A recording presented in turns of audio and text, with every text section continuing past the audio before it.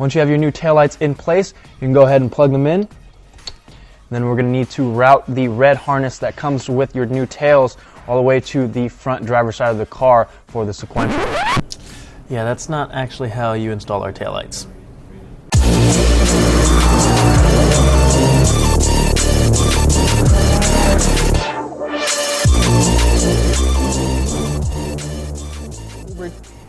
That video was shot over 2 years ago with over 100,000 views, but since then we have revised the V1 and V2 taillights, so you no longer have to route a wire all the way up to your fuse box, and everything is now plug and play. So that is what we're going over in this week's 2-Minute Tuesday. I'm going to show you how to install the V1 and V2 taillights. First step being removing this black trim piece in your trunk here. There's going to be 3 pop clips that you'll need to remove, and then you can pull this straight up and out.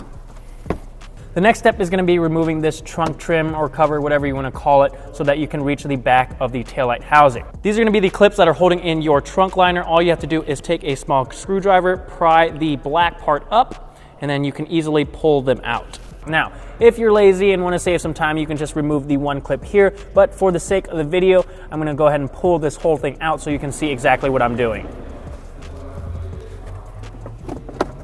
Now that the back of the taillight housing is revealed, yours is going to look a little bit different because I have a V1 taillight installed here, and we have some T-taps installed on the harness. But you're going to go ahead and disconnect your taillight, and then pull this off of the stud.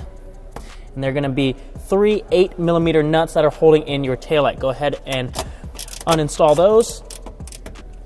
With the nuts removed from the taillight, we can pull this straight back and off of the car. It also helps to reach into the trunk and push from the backside.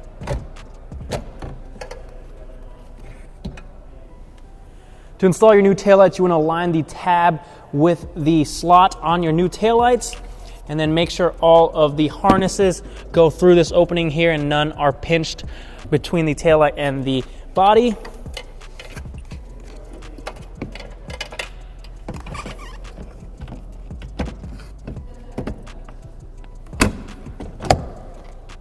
And then we'll reinstall the nuts.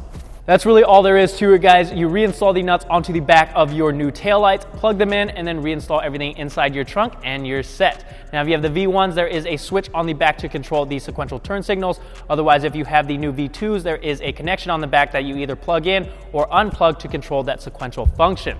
Like I said, it's super easy, and everything is plug and play. That's all I've got for this week, guys. If you have any new 2-Minute Tuesday video ideas that you'd like me to cover, leave them in the comment section down below. Otherwise, I'll see you guys next week. Oh, lost my nut into the abyss. Where the is it? Nope, that's not it. Oh, got it. Then you're gonna pop this off. Maybe they make this for the Hulk or what? What the? Ah, there we go.